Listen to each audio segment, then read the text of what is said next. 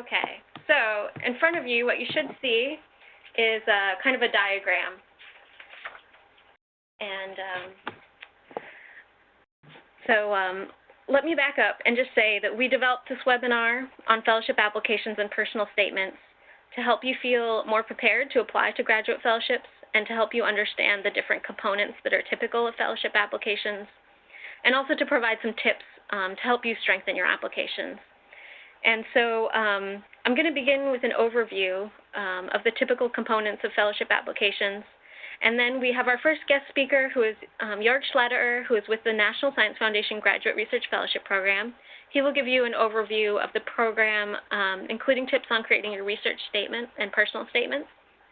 And then we have our second guest speaker, who is Dr. Brandon Jones from the Environmental Protection Agency, and he will discuss opportunities at EPA, and he'll also discuss a little bit about how a typical fellowship panel review process works and what reviewers are typically looking for. Thanks, everyone. Okay, so as I get started, I want to let you know that this graphic that you see in front of your screen, it's called the concept map, and it will be available to everyone online along with a recording of the webinar and presenter slides. When you look at this map online, remember that several of the concepts, so each sort of shape is a concept, several of the concepts have associated resources that you can click on. You'll see there's a little icon. This one looks like a little book. You can click on it and has several attached PDF handouts, website links, and other useful resources. So when you explore this concept map online, I encourage you to sort of dig in and look at those associated concepts. So I'm going to start by talking about kind of creating an overall game plan as you're applying to fellowship. And in particular, I'm going to suggest that you draft out a multi-year strategic plan for funding your graduate education. And that may sound a little bit over the top, a strategic plan, but you need to remember that especially a doctoral program can last as long as 4, 5, 6 years. And it's rare to find a single funding source that will cover you for that entire period of time. So you really do need to start early doing some research and asking questions like, what fellowships are you eligible for now? What will you be eligible for later in your degree program? What fellowships can be deferred? And deferred means that you can accept the award now but wait a year to draw on funds. And what fellowships, if any, can be used simultaneously with other funding sources? These are some questions that you want to consider asking yourself as you are searching for these programs. You also want to note eligibility requirements and plan ahead there. So some fellowships fund students only early in their degree program, and others only will fund you later in your degree program.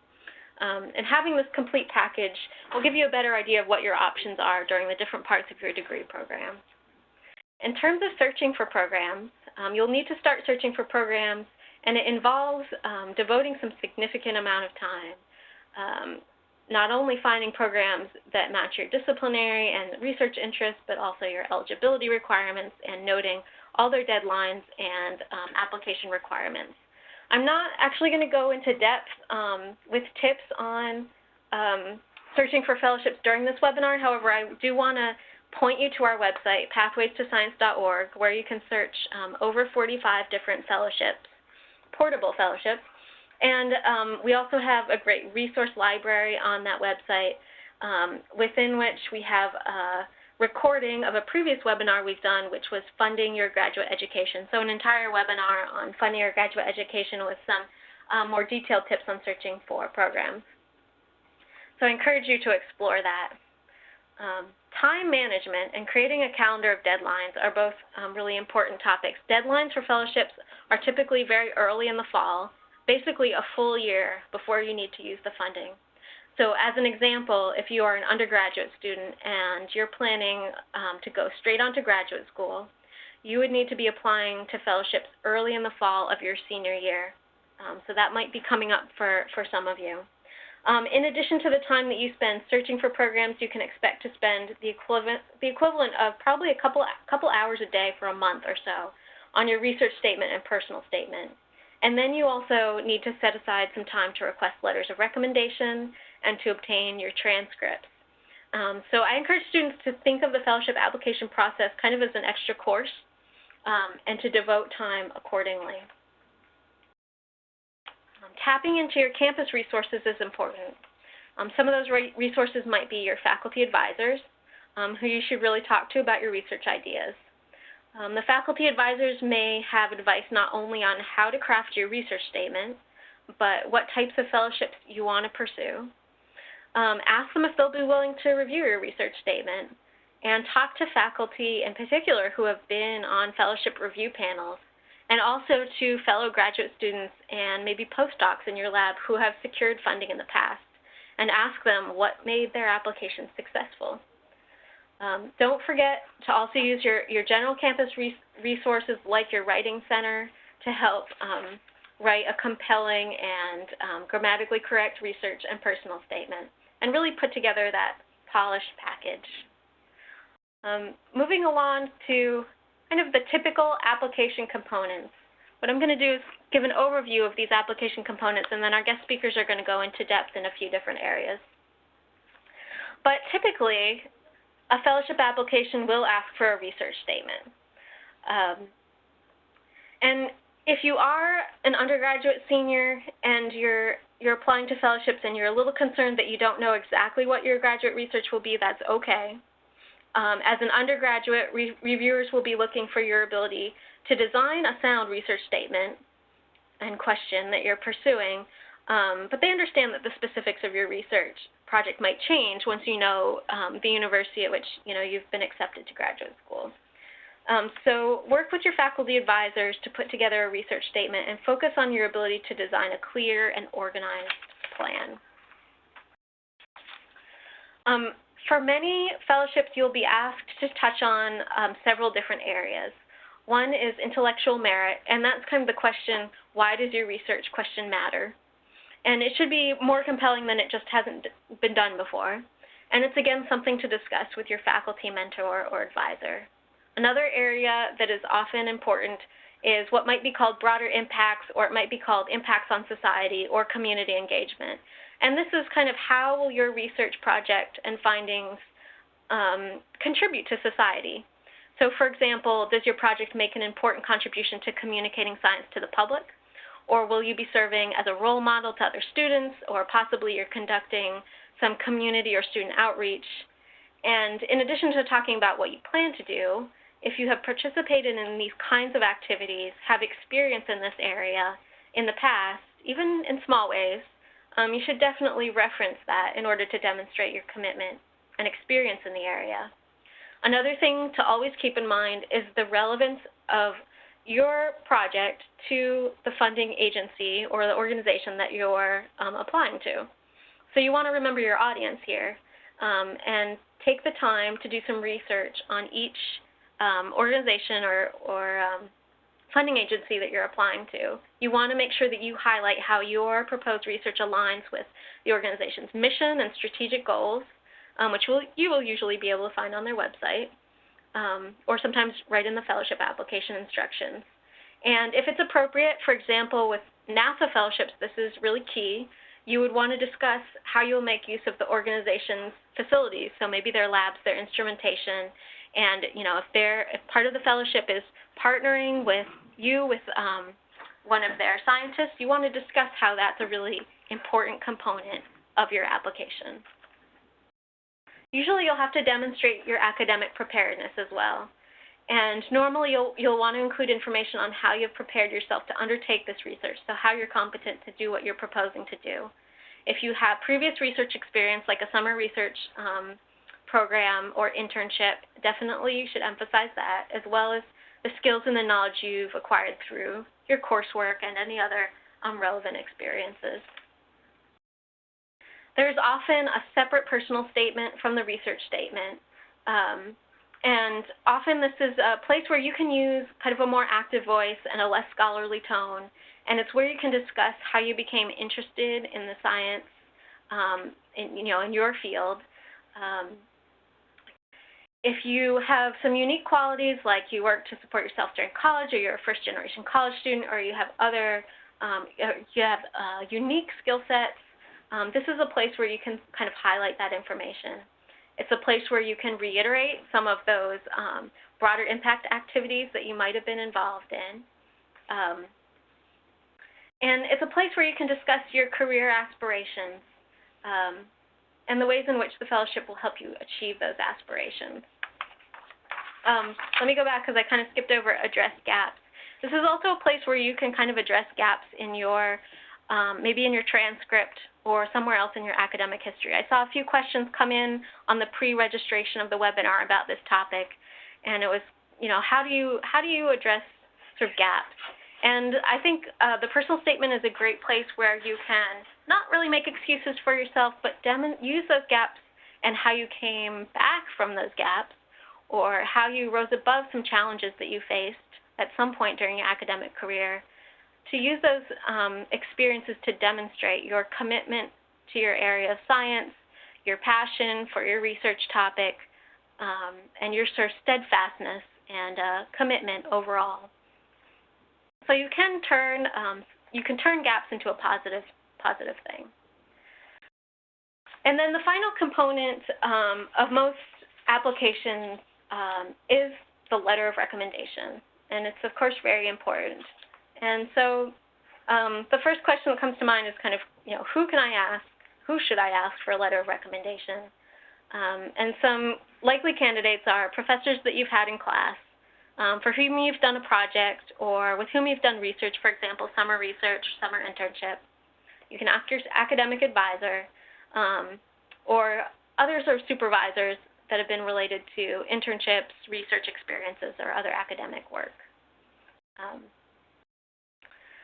And in terms of how to ask, one thing that's really important is giving your letter writers plenty of time, if possible, a couple of months.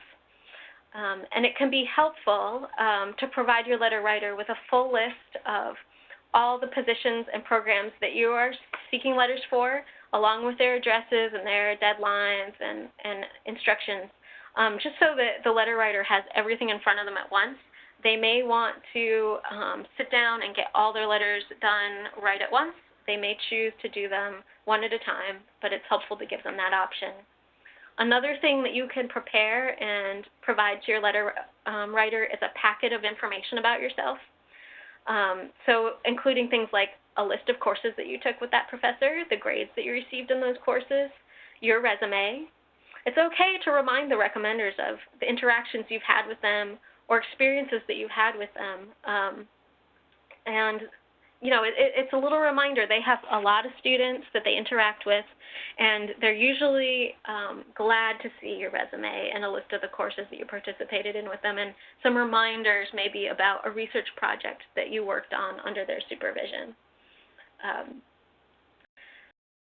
You should also think about making the logistics as easy as possible for those recommenders. If electronic submission is available, let them know. If the letters have to be mailed, provide a pre-addressed stamped envelope for them and any other necessary materials. Another thing that's standard is waiving your right to view the letter. So it's traditional that letters be sent out directly to the program. So don't be paranoid about it. It's totally standard, and I would encourage you to waive your right to view the letter. And then you'll need to do some follow-up.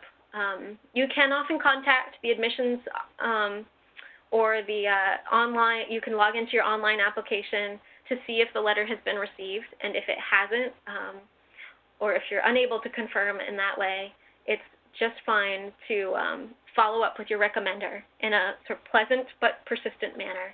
So recommenders, they're busy folks, but they have your best interest in mind. They want to see you succeed, so they're okay with pleasant and persistent reminders. And then finally, say thank you once the application process is through. If you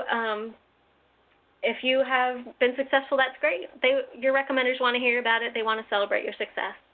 And if your application wasn't successful, they want to hear about that too, and they might have some great recommendations on how to strengthen your application for next time.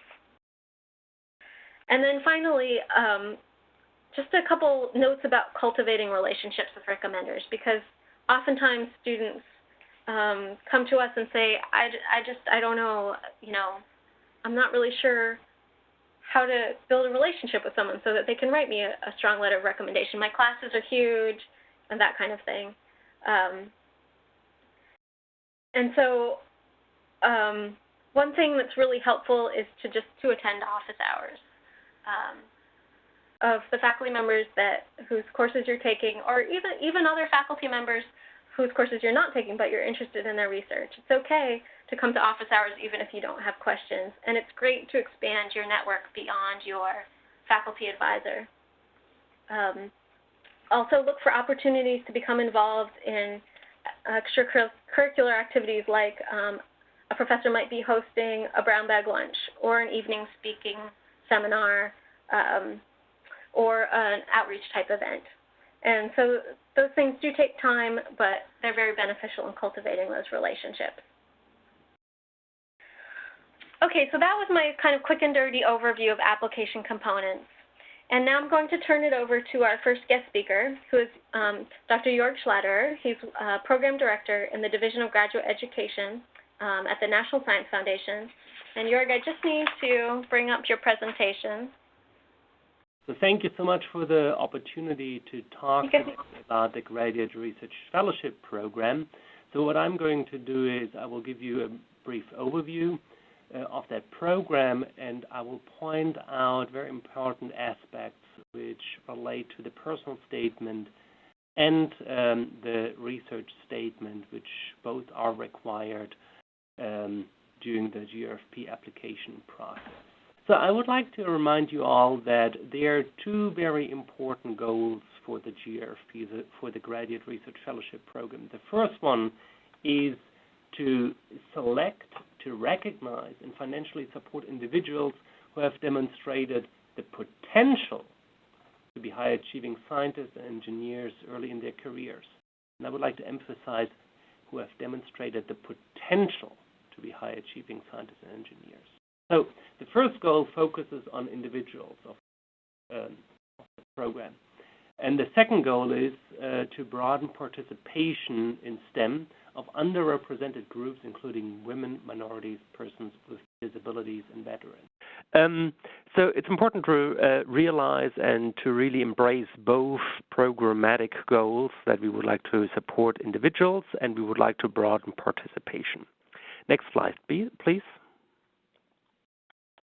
The GRFP has actually certain key elements, and the first key element which I would like to mention is the GRFP award is a 5-year award which includes $138,000. During those 5 years, there are 3 years of support included. Per year, the awardee, the GRFP fellow, would receive $34,000. And the institution where the fellow conducts his or her research would receive $12,000 per year.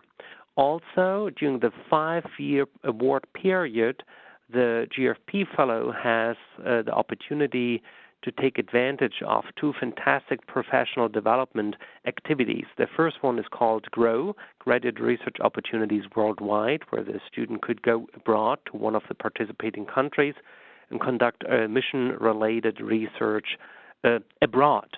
The second professional development opportunity would be GRIP, the Graduate Research Internship Program, where we partnered up with federal agencies and laboratories which would host GRFP fellows for, let's say, 10 weeks to up to 12 months in their facilities.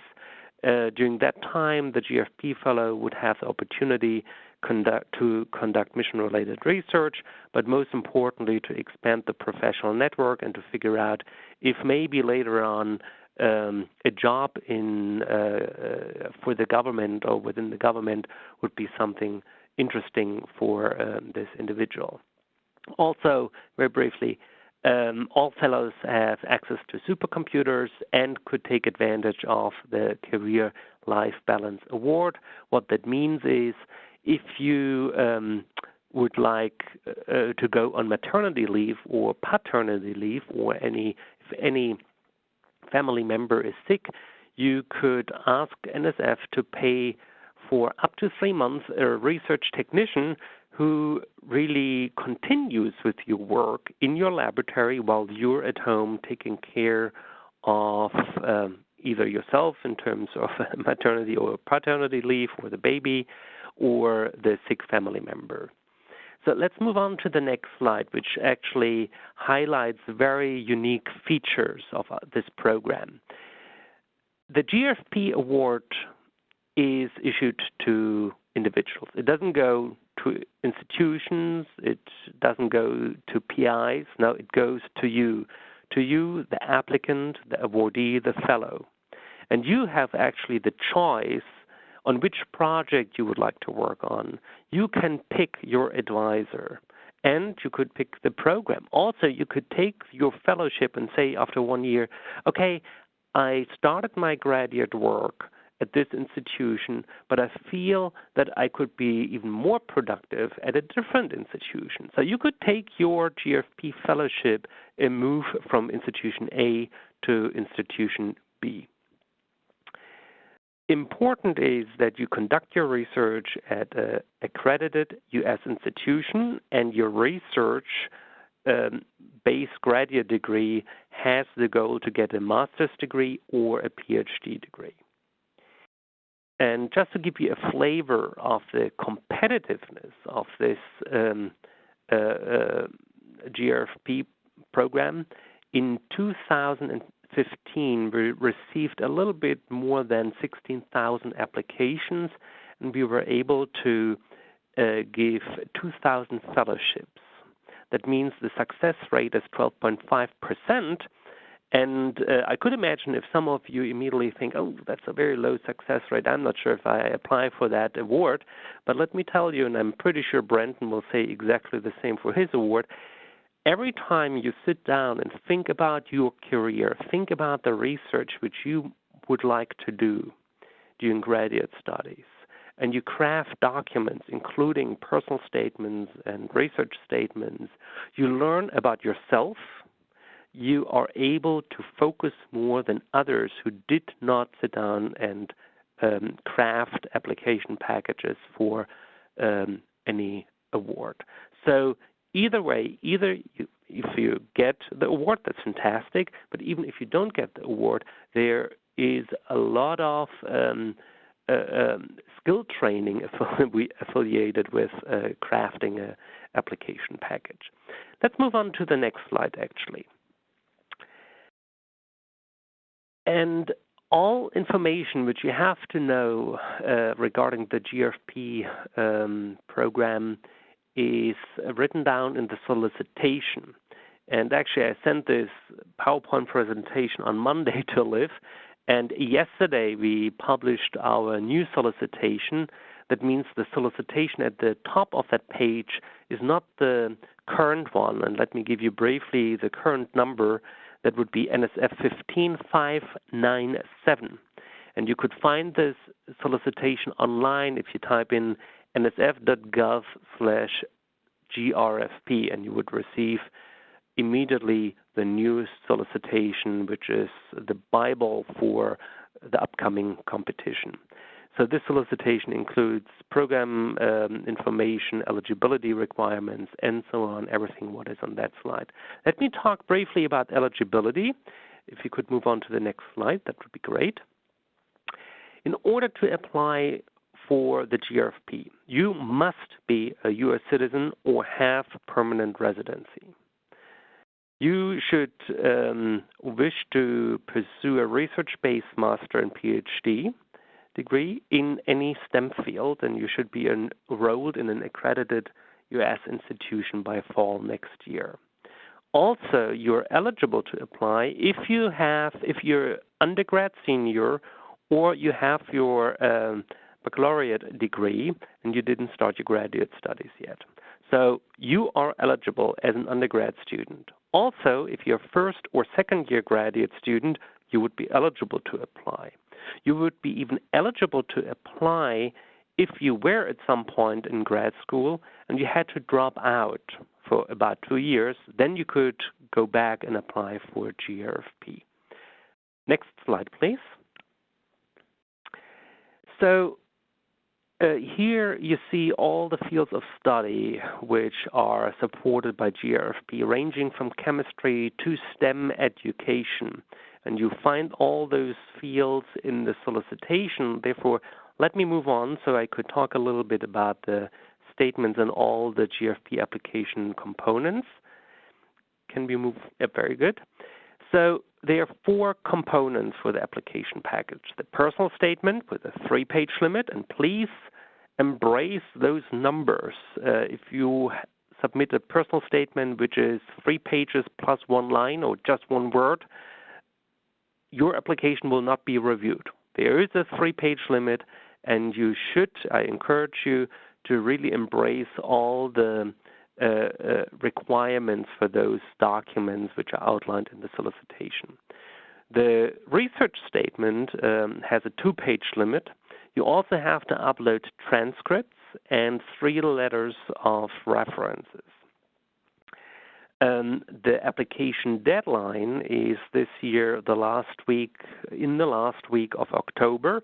It depends on your field. We have 4 different application deadlines, so you might check out the solicitation to see a little bit or see exactly when your specific deadline would be. Let's move on to the next slide.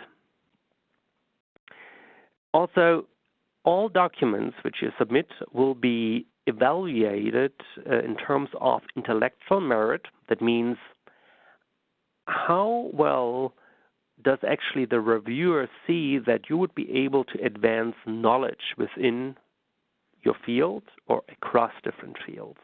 The second criteria is broader impacts. The reviewer must have a very positive feeling that you have already benefited society and you will still continue benefiting society or advancing desired societal outcomes. And broader impacts and intellectual merit should be both addressed in the personal statement and in the research statement. Let me talk next about the personal statement. So, as Liv already indicated, in the personal statement, you should describe your personal and professional experiences that really helped you to get motivated to pursue a STEM career and how those experiences actually prepared you for your future challenges. You should talk about projects you worked on. Research project, industrial projects, other professional projects. You should talk about what the project was, which part did you play in that project, because, well, it's not very likely that you were the only person working on that project. It should be clear that you played a part and that you're a good team player. So you should talk about where this research or that project was done. Why was it actually important that you did that project? How did your part of that project fit into the whole research endeavor? What have you learned? And also, you should talk about advanced coursework. Also, in your personal statement, you should write about your career aspirations and goals. So what is your long-term career goal? It could be really everything, and ranging from professor at an academic institution to I want to be a founder of a company when I have this idea. Don't be too specific, otherwise people will pick up that idea. No, but you might want to become an entrepreneur. And in order to really reach that goal, you feel you have to have experience in that particular field of research to develop your ideas to enter the professional world as an entrepreneur. Let's move on to the research statement. It's a research statement and not a proposal. It should be very clear to the reviewer that you actually wrote the research statement and not your advisor. So, again, you have to write that document, and it's there, this document, to demonstrate that you have a broader understanding of a specific discipline, of a specific project that you can think and communicate scientifically. You should be able to craft a very good hypothesis, because reviewers are very happy to see hypothesis-driven research. You should be able to craft aims, specific aims, 1, 2, or maybe even 3 aims. It really depends.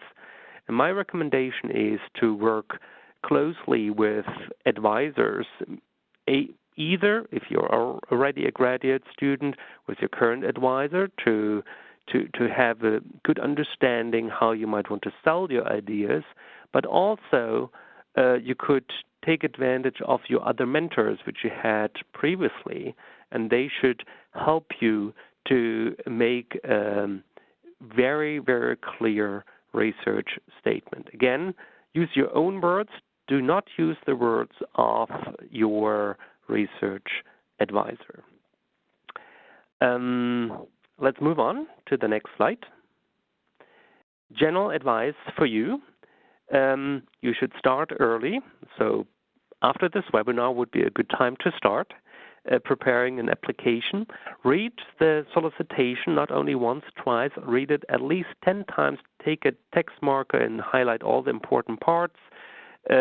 Look up the different NSF-GRFP websites, so the official one, nsf.gov/GRFP or nsfgrfp.org, and pay attention to the merit review criteria. This webinar will be available online. Also, the slides will be available online. And so far, I think I will stop right now here and turn it over to Brendan, and I will be very happy to answer questions later on. Thank you. Thank you, Jörg. Our next presenter is Brandon Jones. He's Assistant Center Director of the Office of Research and Development at the Environmental Protection Agency. While Liv's pulling up the slides, I just want to thank Liv and the other organizers of the webinar for asking me to just speak for a few minutes. And most of what Jörg mentioned in his presentation regarding content of application and tips, I certainly echo. So what I plan to do is just go over EPA's programs, the two that focus on undergrad and graduate, and that'll be brief. And then we'll go into just a couple of slides related to the review process, which Jörg hinted at near the end of his discussion. Just want to give everyone a kind of an overview of how EPA handles its review. It's a little different than, say, NSF's program or some others. So, Liv, if we can go to the next slide. So I'll be talking about, well, EPA has several programs that it administers or manages. 2 of those programs are undergrad, 2 are focused on graduate, and then we have our AAAS and ASPPH programs, which are for those with advanced degrees who are moving in their postgraduate work and are looking for some professional development opportunities. So I'll be focusing on the GROW undergraduate program and the STAR graduate program, just give you some background and some information about the funding and such, and then we'll go into the review slides. Next slide, please. So the GROW undergraduate program is focused on students who attend institutions that receive less than $35 million in research and development funding. So the GROW program is focusing on building capacity in institutions that are low in capacity when it comes to research and STEM endeavors. And this includes all of the traditional, what we would refer to as minority academic institutions, historically black colleges and universities, tribal colleges, Hispanic serving institutions, et cetera. For this particular program, students are eligible if they are in their last 2 years, or will be in their last 2 years of undergraduate studies. So usually, if they're sophomores in college, that's when you would apply. The RFAs in the last 2 years, well, historically the RFAs would be, or announcements would be posted or come out in the fall around the same time that NSF and many of the other agencies post their programs. In the last couple of years, this has not been the case because of some congressional and administration or White House budget discussions.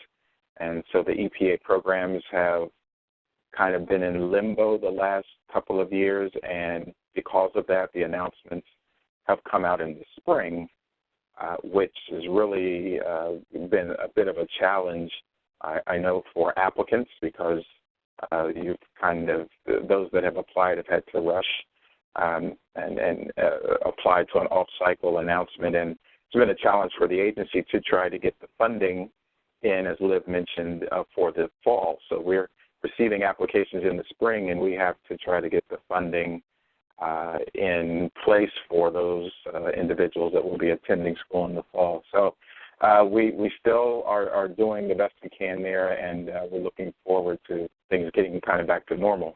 But moving on here, there you see the financial breakdown. If you could go back just to slide 3 quickly. The financial breakdown for the undergrad program, for those 2 years, you could receive up to $50,000. And there's the breakdown for tuition and stipend and expense allowance. The highlight of this fellowship is that there is a built-in 12-week summer internship at any EPA facility of the student or the fellow's choice. And so as Jorg was mentioning about the GRIP program, which is available, or the GROW program, which is available for the GRP fellows to receive professional development experience internationally or domestically with a federal agency. This is an opportunity for undergraduate students to receive hands-on, place-based experiences in EPA facilities or labs or regions. So it's a really unique feature of this program. Next slide, please. The topics from our 2015 announcement are there. They're broad topics, sort of general, understanding that these are undergraduate applicants, and the application process and content of the application is not as detailed as, say, for graduate fellowship. And the topic areas we keep them broad so that we give the flexibility for students to apply under certain umbrellas of different disciplines and topic areas. Next slide, please.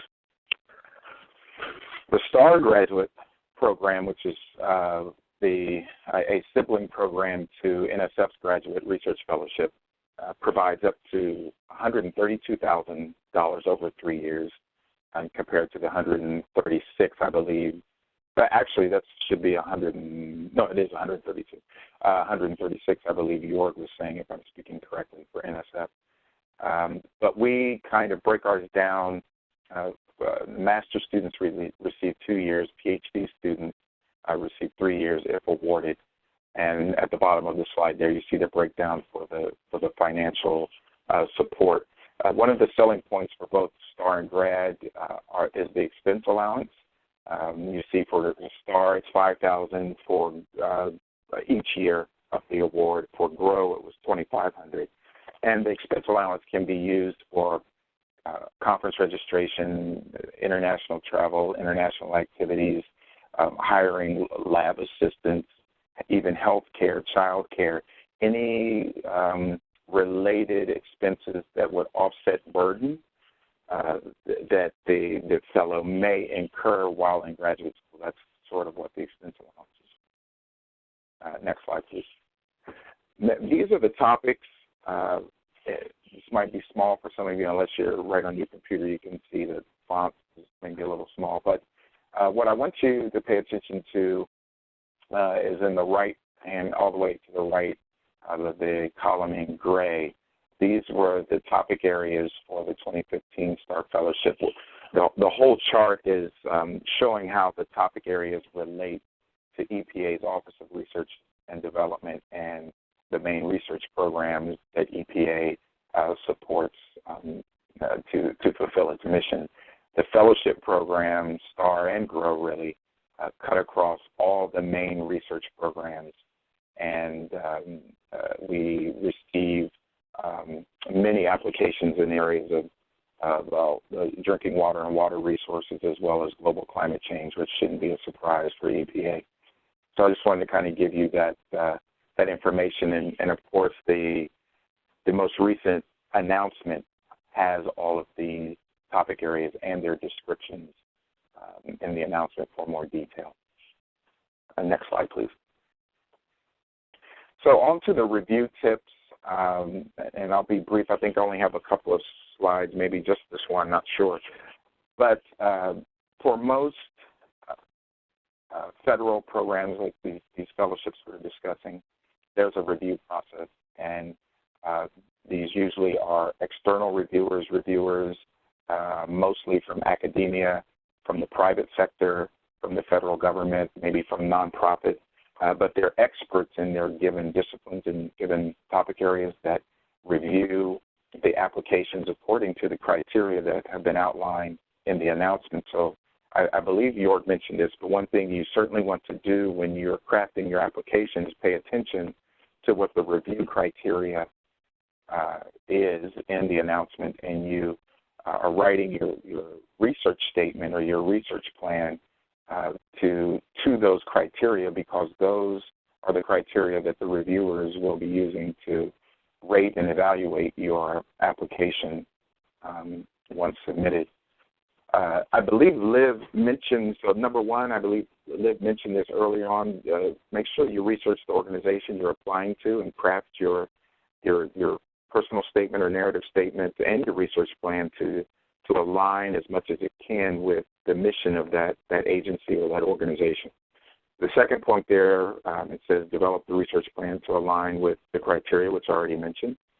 And then number three, which is related to number one, you develop your personal statement to align with the mission. These are some of the nuances that a lot of applicants miss, and you kind of want to make sure you focus in on NSF, not so much because it's supporting science in general, but if you're applying to NASA or NOAA or EPA, you want to make sure you have some of that agency's mission reflected in your application. And so going on to the next slide, for EPA, we're unique in most of the fellowship funding agencies because we have two layers of review. We have the regular external peer review with the experts from academia, nonprofit, and private sector. And those are the that you see on the screen in the first red box, top red box, are the current criteria for the external peer review. So this is, if you were to apply to STAR, this is what you would want to pay attention to as far as crafting your research statement. After the external review at EPA, all of the applications that receive a score of excellent then move on to the second phase of review, which is our internal programmatic review. And there's one criterion for the programmatic review, which is there, and it's basically how well does the applicant kind of fit, or the applicant's description of the research, how well does it fit EPA's mission. So the external peer review focuses on the scientific merit or the intellectual merit of the application, and the internal programmatic review then focuses on relevance to the agency's mission. And a ranking then comes out of that programmatic review, and there are some other factors that fold into the decision-making as far as how awards are distributed from that internal programmatic review. So a couple of things to pay attention to if you're interested in the EPA STAR Fellowship. Also, the GROW undergraduate fellowship has these two layers of review as well. And the criteria are outlined in both of those RFAs that are on our website. So I think the last slide, Liv, shows just my contact information. And if you have any other questions, feel free to reach out to me, email or phone, and we'll be happy to get you the information that you need. So I'll stop right there. Thank you. Great. Thank you, Brandon. So we have some time now for to do some question and answer. We've received a few questions already, but if you haven't yet submitted your question, please go ahead and do so now. You can access the question and answer window in the bottom right-hand side of the Event Center window. And so let's get started with the first question. And let's do, is the GRFP targeting faculty members at all? Yeah, that's the question. Can you repeat the question? I'm sorry, is the GRFP targeting faculty members at all, or is it exclusively students? It's exclusively students. Faculty members usually have already a graduate degree, so we are supporting anyone who wishes to receive a research-based master's or PhD degree. So, but of course, if there is a faculty member working at a community college who has a BS degree and no master's degree and would like to get a master's degree or a PhD degree, this individual is eligible to apply. Great. And then another question came in about the GRFP.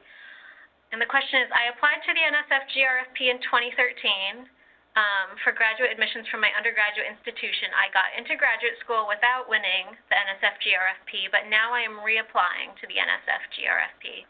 What kind of experience do the reviewers expect for a first-year student, as opposed, I think, to an undergraduate senior applying?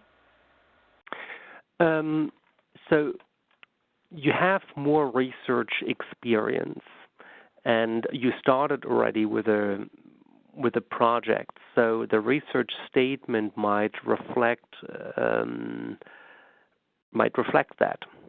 Also, your advisor, who very likely will submit a reference letter, could clearly address your contributions to that project. For example, that you really came up with those ideas for this research project you work on.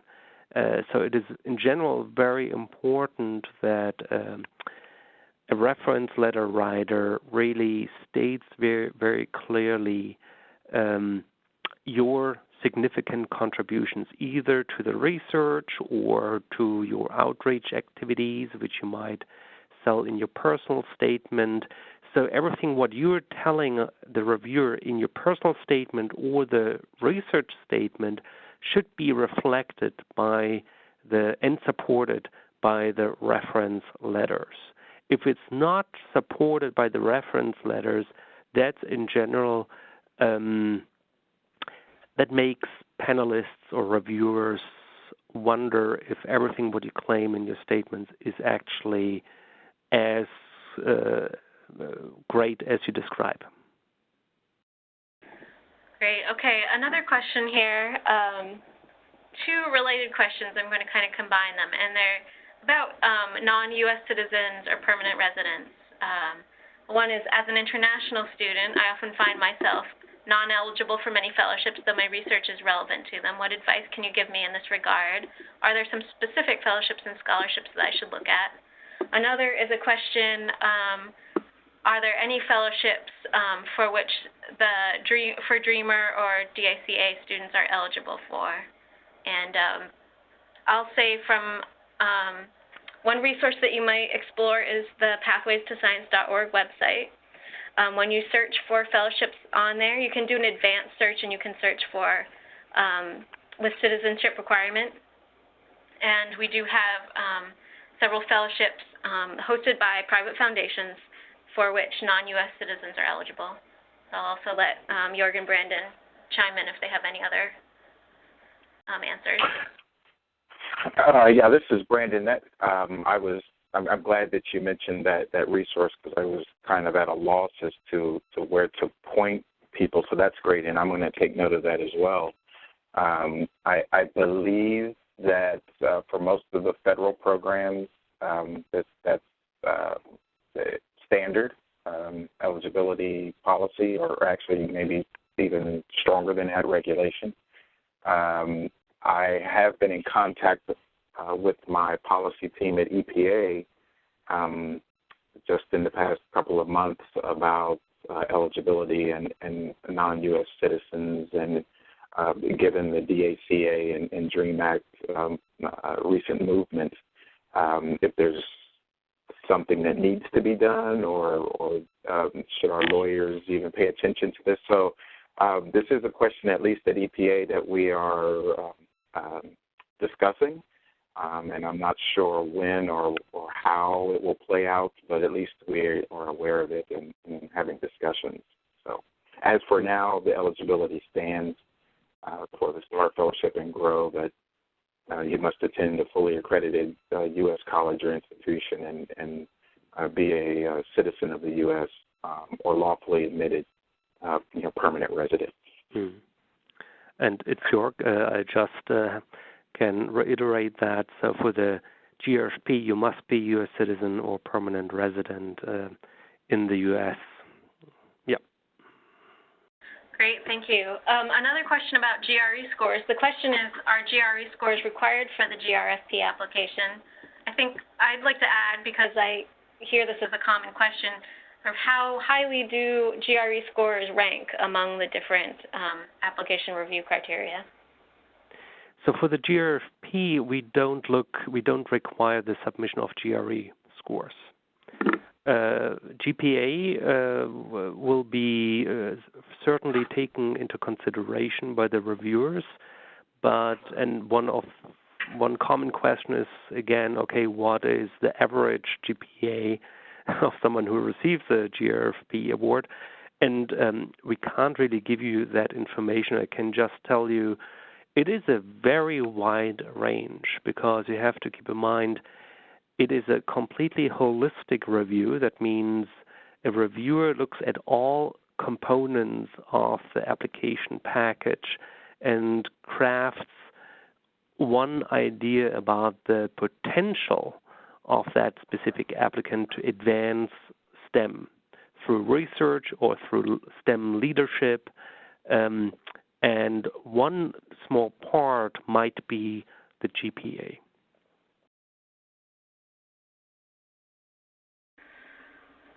Great, thanks. I think we have time for maybe 2 more questions before we need to close out. If anyone has an additional question, go ahead and submit it into the question and answer box. And I'm just scrolling through to see if I've missed any. Just a question about where they can get the announcement for the EPA STAR Fellowship. Sure. You can, if you email me or call me, I can certainly send that to you. I can also provide that link to you, Liv. I don't know if you have a distribution list you send things out to, but you can go to epa.gov/NCER for National Center for Environmental Research /fellow.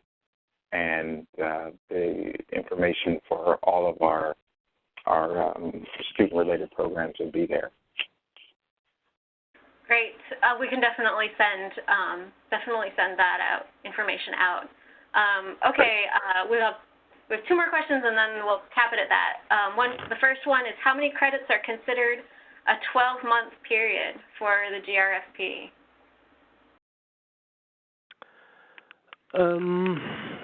So unfortunately, I don't have the solicitation in front of me. I would have to look it up, but you should be able to read that in the new solicitation. Great. And then one other question, are there any recommendations or specific expectations for the second-year graduate student applicant, particularly for those who have previously applied for the NSF GRFP and other cycles? Yes.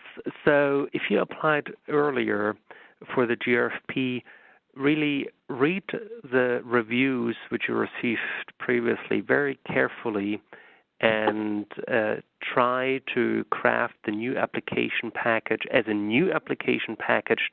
Don't use the old material. Just take the general feedback from the reviewers and craft a completely new package. Be also aware that maybe the references you used back then might not be the best choice. Just reevaluate the choice of your references and make sure that every reference letter writer would be willing to write an excellent recommendation for you.